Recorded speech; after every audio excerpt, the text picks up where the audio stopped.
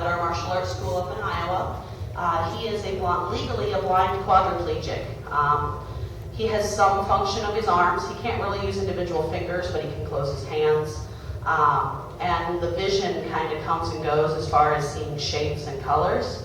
But he decided, after being robbed about 4 different times while trying to get money from the ATM in his neighborhood, that he wanted a service dog, not just to help him with pulling the wheelchair and getting around, but also as a guard dog and protector.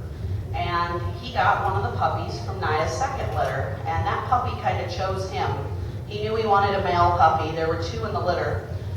At about 3 weeks old, when the puppies had their eyes open, were starting to get their teeth, he came over to meet the litter and pick a puppy. And we put the first pup up on his lap, and that pup wanted nothing to do with him. He peed on his lap, he squirmed, he jumped off, just would not sit still. We got Paul cleaned up, and then put the other puppy up on his lap, who sniffed his hand. Puppy opened his mouth, put it around Paul's thumb, and went to sleep in his lap. And that puppy claimed him, and he was named Mirame, which is the great seeing eye, because he thought that was really cool for his seeing eye dog. And he has since been a terrific companion for Paul. He's been all over, not just the country, but the world. He's been on plane, train, boat. Kind of funny aside, on the plane trip, when they flew to Russia, the dog was on the plane, and planes aren't always the widest, and even with his butt against the wall in the handicap section, his paws were still sticking out in the aisle. So the stewardess asked Paul if the dog would, maybe sit in one of the seats, and he goes, "Oh, I'm sure he will." So they asked him to hop up, but at the time, Paul was in the window seat. So they asked the dog to hop up in the seat, and he kept trying to shove Paul off onto the floor because he wanted to look out the window. And as soon as they switched seats, he spent the next 4 hours sitting there staring out the window at the clouds and just thought that was the best thing ever. The dog didn't budge. So apparently Akitas get the window seat if you ever fly with one. But he has kept Paul from getting robbed again, and there have been a couple situations where people have come up to start accosting him, and that particular dog is solid black with just barely discernible brindle striping. He does not have the white tail tip or the white legs, so he looks like a big black wolf, especially if he's angry. And when he's laying on one side of the wheelchair and you can't see him, it's really disconcerting as you're coming up to rob the guy in the wheelchair to have this gigantic wolf fluff ball come around the chair growling at you. People back down really quick. And he's also trained to pull when Paul's in his regular wheelchair. The dog can be hooked to it. He's pulled him through airports, just on day-to-day walking into town to get groceries.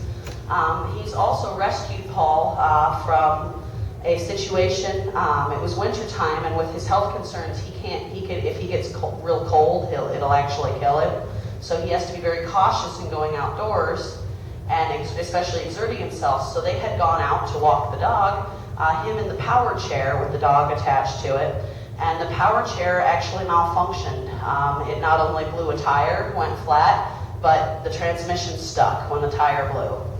And those chairs weigh between 500 and 600 pounds, and he asked the dog to, and he pulled him the 3 blocks back to his apartment in the broken chair.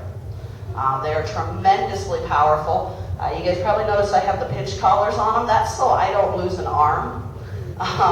If they decide they're going a specific direction in a regular collar, if they don't dislocate your arm or drag you onto your face, you're going to go that direction. The pinch collars, they barely feel. He has to be in the biggest size pincher that there is, because if we put him in the smaller one that she's wearing, he'll totally ignore it. We tied him to a outdoor park picnic tent table while we were unloading for a picnic.